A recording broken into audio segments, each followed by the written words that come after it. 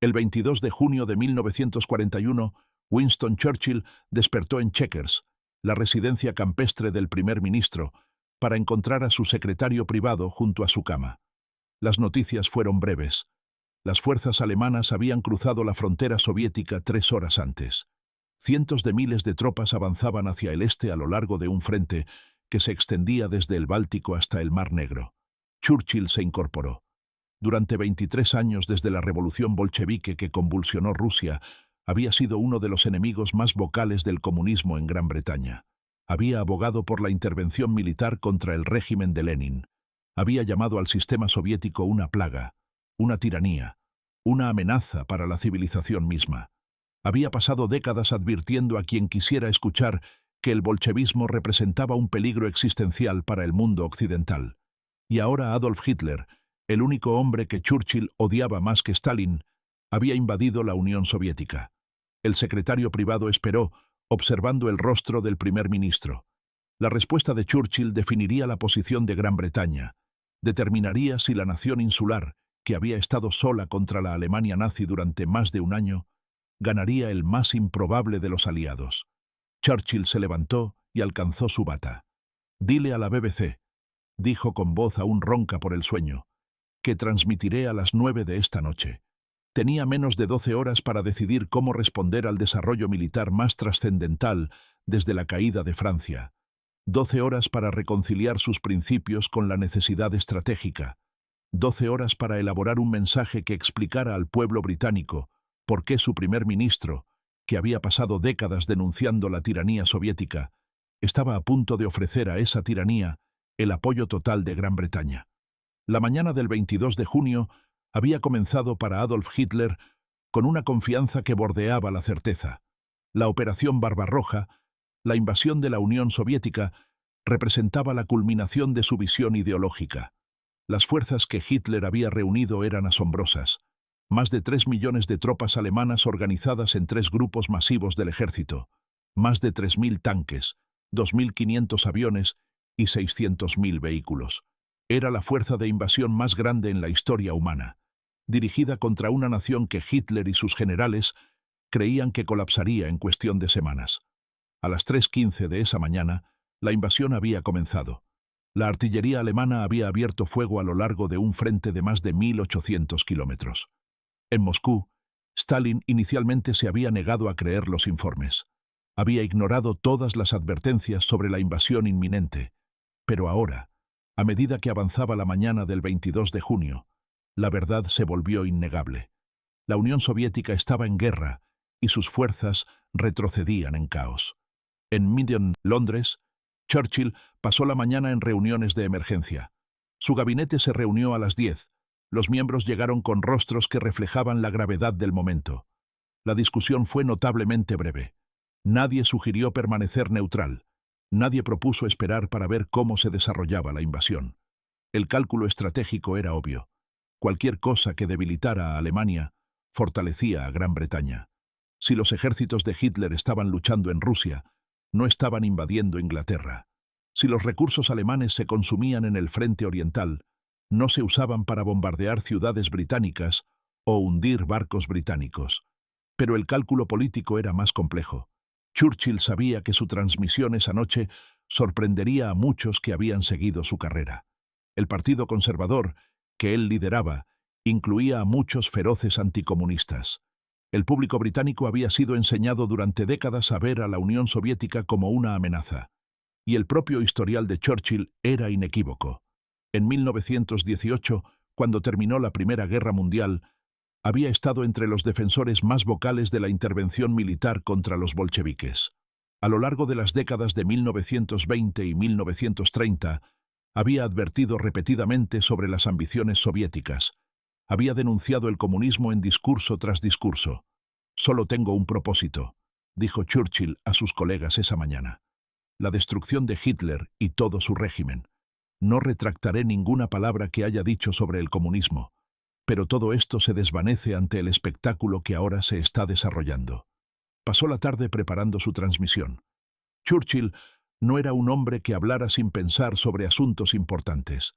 Sus grandes discursos de guerra fueron cuidadosamente elaborados, revisados y practicados. El desafío central era el tono. Necesitaba ser claro sobre el apoyo de Gran Bretaña a la Unión Soviética, sin parecer respaldar el comunismo en sí mismo. Necesitaba explicar por qué esta alianza era necesaria, sin parecer abandonar sus principios. Finalmente, lo tuvo. La línea que definiría su respuesta, que sería citada durante décadas, que explicaría en una sola oración cómo podía reconciliar su anticomunismo con su abrazo al régimen de Stalin. Si Hitler invadiera el infierno, diría, haría al menos una referencia favorable al diablo en la Cámara de los Comunes. Era vintage Churchill, ingenioso, provocativo, memorable. Pero debajo del humor había un punto mortalmente serio. El enemigo del enemigo de Gran Bretaña era, por ahora, amigo de Gran Bretaña. A las 9 de esa noche, Churchill se sentó frente al micrófono de la BBC. En hogares de toda la isla, las familias se reunieron alrededor de sus aparatos de radio. La voz de Churchill, ese gruñido distintivo que se había convertido en el sonido del desafío británico, llenó las ondas. A las 4 de esta mañana, comenzó, Hitler atacó e invadió Rusia. Describió la invasión, su escala, su sorpresa. Luego se volvió hacia la pregunta que todos hacían. ¿Qué significaba esto para Gran Bretaña? El régimen nazi es indistinguible de las peores características del comunismo, dijo con voz endurecida. Está desprovisto de todo tema y principio, excepto el apetito y la dominación racial. Nadie ha sido un oponente más consistente del comunismo que yo durante los últimos 25 años. No retractaré ninguna palabra que haya dicho al respecto. Los oyentes se inclinaron más cerca. Aquí venía el giro que estaban esperando. Pero todo esto se desvanece ante el espectáculo que ahora se está desarrollando.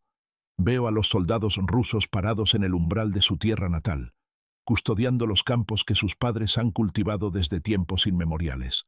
Los veo custodiando sus hogares, donde las madres y las esposas rezan por la seguridad de sus seres queridos.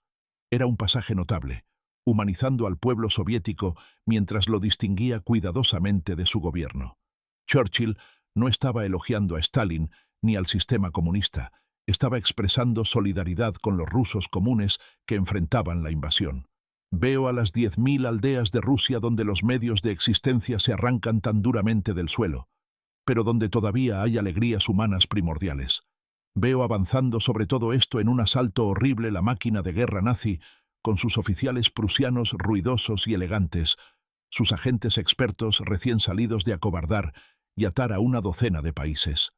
Luego vino la declaración, el compromiso que remodelaría la guerra. Cualquier hombre o Estado que luche contra el nazismo tendrá nuestra ayuda. Cualquier hombre o Estado que marche con Hitler es nuestro enemigo. Se sigue, por lo tanto, que daremos toda la ayuda que podamos a Rusia y al pueblo ruso. Apelaremos a todos nuestros amigos y aliados en todas partes del mundo para que tomen el mismo curso y lo sigan como nosotros lo haremos fiel y firmemente hasta el final. El compromiso era inequívoco. Gran Bretaña apoyaría a la Unión Soviética, no porque Churchill hubiera cambiado de opinión sobre el comunismo, sino porque Hitler era el mal mayor, la amenaza inmediata, el enemigo que debía ser derrotado antes que todas las demás consideraciones. Solo tenemos un objetivo y un propósito único e irrevocable, declaró Churchill, su voz llenándose con la energía desafiante que había sostenido a Gran Bretaña en sus horas más oscuras. Estamos resueltos a destruir a Hitler y todo vestigio del régimen nazi. De esto nada nos desviará. Nada. Nunca negociaremos con Hitler ni con ninguno de su pandilla. Lo combatiremos por tierra, lo combatiremos por mar, lo combatiremos por aire hasta que, con la ayuda de Dios, hayamos librado a la tierra de su sombra y liberado a sus pueblos de su yugo. La transmisión duró 20 minutos.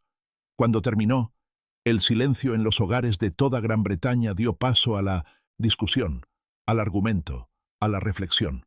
La mayoría entendió. La lógica estratégica era clara. Hitler era el enemigo. Cualquiera que luchara contra Hitler estaba ayudando a Gran Bretaña. Churchill nunca fingió gustarle Stalin ni aprobar el sistema soviético. Después de la guerra, cuando comenzó la Guerra Fría, volvería a sus advertencias sobre la expansión comunista. Pero el 22 de junio de 1941 había tomado la decisión que importaba. Había reconocido que derrotar a Hitler requería dejar de lado otras consideraciones. Había entendido que el enemigo de su enemigo era, por el momento, su amigo.